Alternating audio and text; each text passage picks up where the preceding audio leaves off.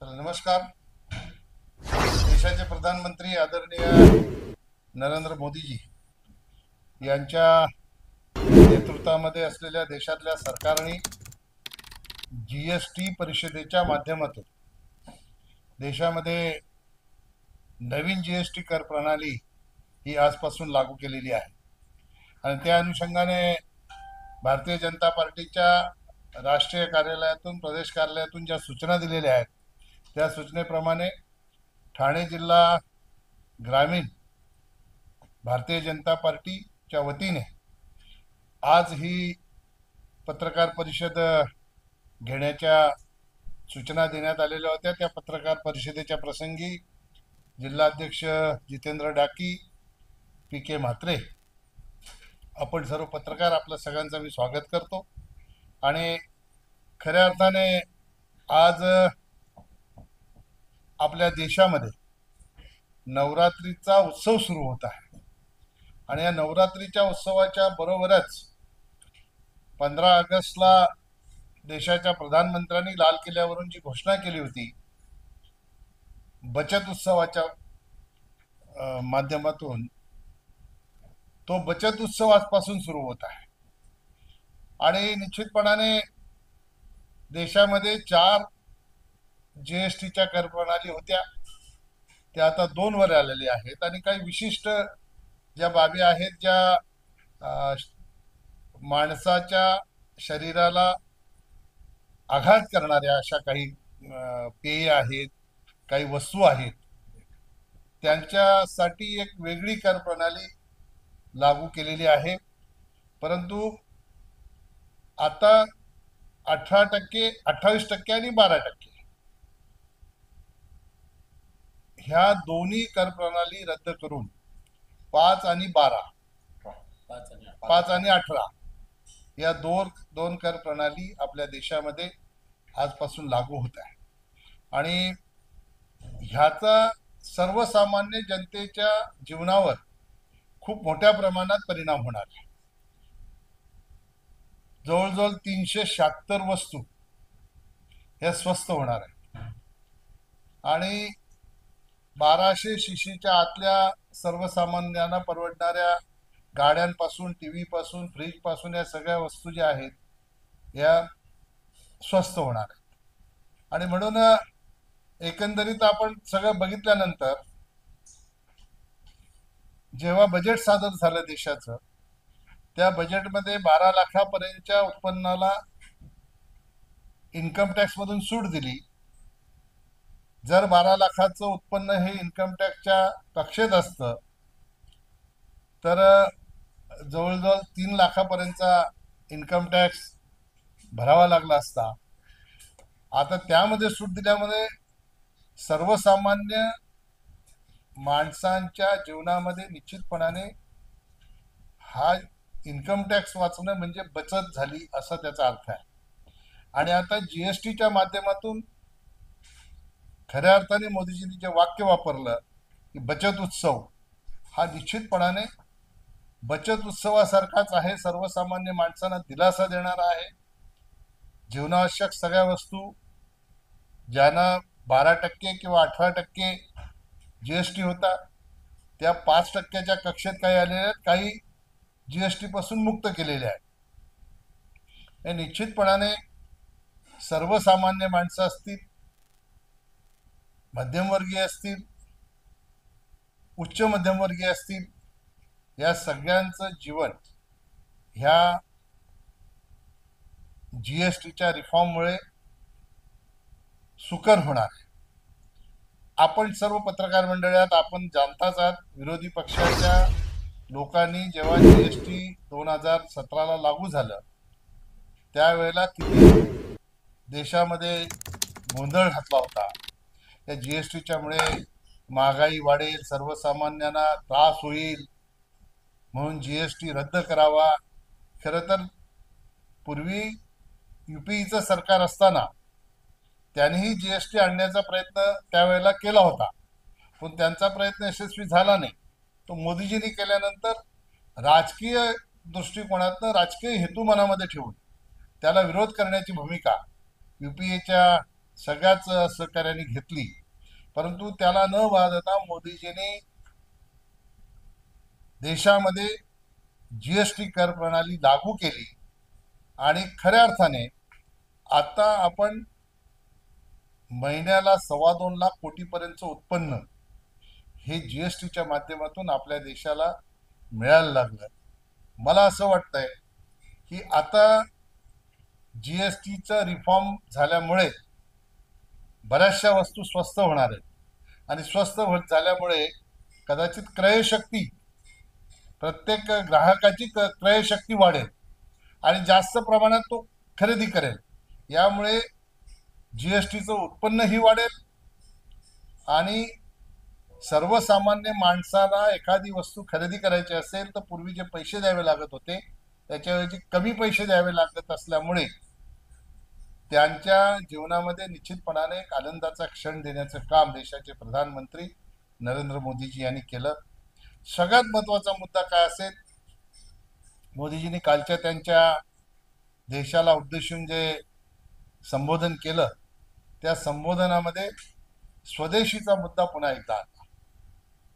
म्हणजे आपल्या देशाला स्वातंत्र्याचा लढा देशात सुरू असताना स्वदेशीची हाक देण्यात आली होती आणि विदेशी कपड्यांची होळी करून स्वदेशीचा वापर जास्तीत जास्त कसा करता येईल ह्या दृष्टिकोनातनं ब्रिटिश सरकार असताना प्रयत्न झाला आणि त्याच्यामध्ये आपल्याला यश मिळालं होतं आणि ब्रिटिश सरकारचं उत्पन्न त्याच्यामुळे कमी झालं होतं. खरं तर मोदीजींनी याची सुरुवात आजपासून केली असं जरी असलं तरी आपल्या सगळ्यांच्या लक्षात असेल की ह्या देशामध्ये खादीचा कपडा खरेदी करण्याच्यासाठी मोदीजींनी आवाहन केलं होतं देशातील नागरिकांना आणि त्या आव्हानानुसार देशातल्या अनेक तरुणांनी, अनेक नागरिकांनी खादीकडे आपला मोर्चा वळवून खादीची जी विक्री होती ती 25 ते 30% वाढली होती. म्हणजे खऱ्या अर्थाने स्वदेशीची हाक देशाच्या प्रधानमंत्र्यांनी तेव्हा दिली होती आणि जनतेने त्यांना प्रतिसाद दिला होता. आताही मोदीजींनी स्वदेशी माल वापरा आणि स्वदेशी माल बनवताना विदेशी मालाच्या तोडीचा तो माल कसा होईल याच्यासाठी कंपन्यांनाही आवाहन केलेलं आहे. सगळ्या राज्य सरकारांना सूचना केलेल्या आहेत की जी दुकानं सजणार आहेत ती स्वदेशी मालाने सजली पाहिजेत, जेणेकरून आपल्या देशातला पैसा आपल्या देशातच राहील आणि असं झाल्याने आपला भारत देश देशाच्या स्वातंत्र्याला 100 वर्ष पूर्ण झाल्यानंतर विकसित करण्याचं स्वप्न जे देशाच्या प्रधानमंत्र्यांनी बघितलेलं आहे आणि आपण सर्वच त्याला सहकार्य करत आहोत, तर जर आपण स्वदेशीचा पुढाकार केला तर निश्चितपणाने 2047 पर्यंत आपल्याला थांबावं लागणार नाही. कदाचित त्याच्या आधीच भारत देश हा विकसित झालेला आपल्याला बघायला मिळेल. कारण सगळ्यात फास्टेस्ट GDP कोणाची वाढत असेल तर ती भारत देशाची वाढत आहे आणि म्हणूनच भारताची भीती ह्या सगळ्याच विकसित देशांना वाटायला लागलेली. मग युरोपियन कंट्री असतील, US असेल, UK असेल, या सगळ्यांनाच भीती वाटते आणि म्हणून हे असं टेरिफ बिरीफ लावण्याचं जे प्रमाण आपल्या भारतावर वाढलेलं आहे त्याचं कारण असं आहे भारताची प्रगती ही अतिशय झपाट्याने होत आहे आणि येणाऱ्या काळामध्ये भारत आत्मनिर्भर झाल्यानंतर कुठल्याही देशावर भारताला अवलंबून राहण्याची गरज भासणार नाही. अशा प्रकारची परिस्थिती स्वदेशीच्या माध्यमातून भारत निर्माण करू शकतो ह्या भीतीने अनेक देशांचं संमेलन होतात तेव्हा भारताच्या बद्दल आकसाने बघितलं जाते.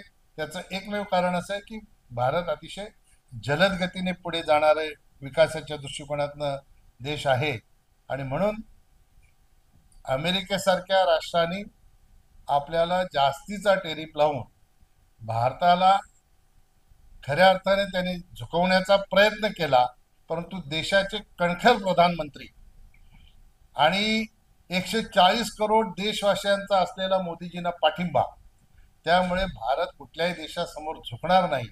मोदीजींची नेहमीच अशा प्रकारची पॉलिसी असते की एखादं संकट आलं त्या संकटाचा सामना करताना संकटाला संधी म्हणून ते बघत असतात आणि त्या संकटाचं संधीत रूपांतर करून आपल्या भारत देशाची अर्थव्यवस्था अजून कशी मजबूत करता येईल याच्यासाठी त्या संकटाचा उपयोग करून संधीमध्ये त्याला परिवर्तित करत असतात. आणि म्हणून आज भारत देश आपण या उंचीवर बघतो. हे सगळं आपल्या देशातल्या विरोधी पक्षाच्या लोकांना त्यांनी बघितल्यानंतर त्यांच्या असं लक्षात येते की येणाऱ्या अजून काही पंचवार्षिक निवडणुकांमध्ये आपल्याला यश मिळू शकत नाही, म्हणून पुन्हा एकदा नेरेटिव्ह सेट करण्याचा प्रयत्न ही सगळी मंडळी करत असते. मी आपल्या माध्यमातून देशाच्या तमाम नागरिकांना आवाहन करीन की मोदीजींनी जीएसटीच्या माध्यमातून रिफॉर्म करून सर्वसामान्य जनतेला जो दिलासा दिलेला आहे तो दिलासा येणाऱ्या वर्षांमध्ये भारताला विकसित करण्याच्या दृष्टिकोनातनं आपलं योगदान कसं देता येईल याच्यासाठी स्वदेशी मालाचा वापर आपण करावा अशा प्रकारचं आवाहन मोदीजींनी केलेलं आहे. ते देशाला विकसित करण्याच्या दृष्टिकोनातनं निश्चितपणाने पूरक असं होणार आहे. आणि म्हणून विरोधकांना ही भीती वाटते की आपला भारत देश 2047ला भारतीय जनता पक्षाच्या नेतृत्वात असलेल्या सरकारच्या माध्यमातून जर विकसित झाला तर भविष्यामध्ये आपल्याला कधीच सत्तेवर येता येणार नाही ही भीती त्यांच्या मनामध्ये असल्यामुळे मोदीजींच्या नेतृत्वात असलेल्या सरकारला बदनाम करण्याचे वेगवेगळे प्रयत्न ही मंडळी करत असते. खऱ्या अर्थाने शैक्षणिक क्षेत्र असेल, वाहन उद्योग असेल, शेती उद्योग असेल, अशा अनेक क्षेत्र आहेत ज्या क्षेत्रामध्ये ह्याचा फायदा, जीएसटी रिफॉर्मचा फायदा देशातील नागरिकांना होणार आहे. आणि म्हणून आजपासून लागू होणाऱ्या ह्या जीएसटी रिफॉर्मचं देशातल्या तमाम नागरिकांनी स्वागत केलेलं आहे.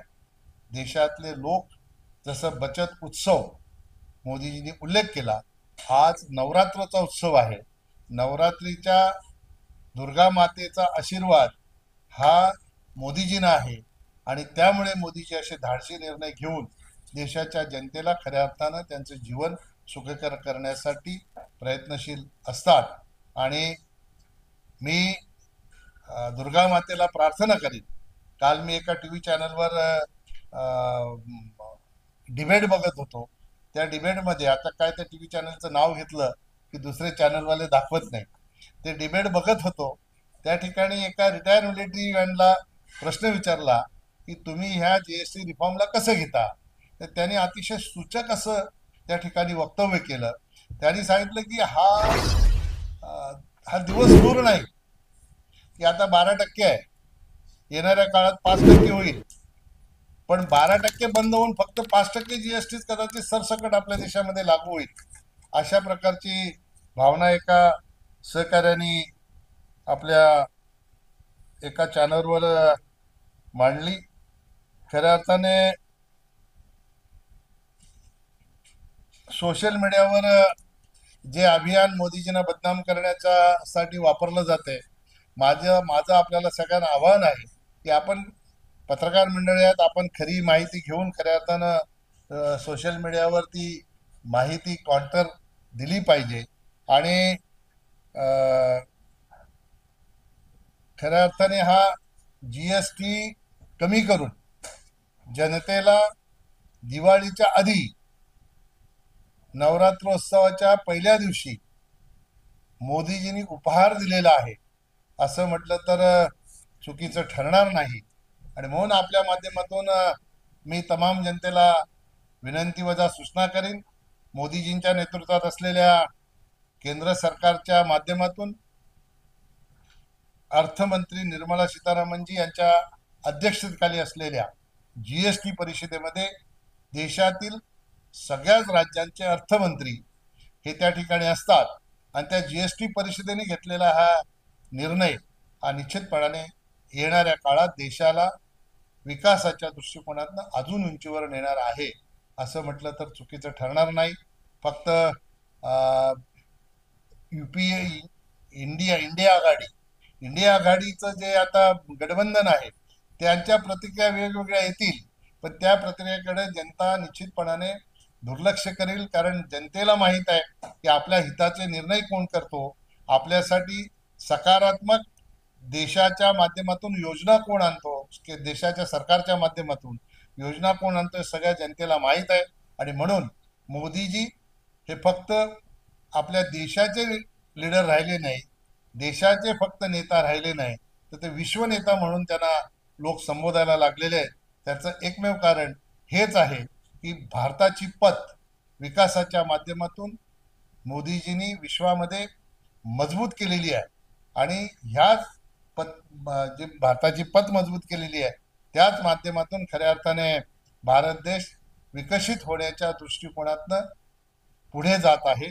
येणाऱ्या काळामध्ये लवकरच भारत देश विकसित झाल्याशिवाय राहणार नाही असा विश्वास या ठिकाणी व्यक्त करतो आणि माझं निवेदन संपवतो. आपले काही प्रश्न असतील तर आपण प्रश्न विचार.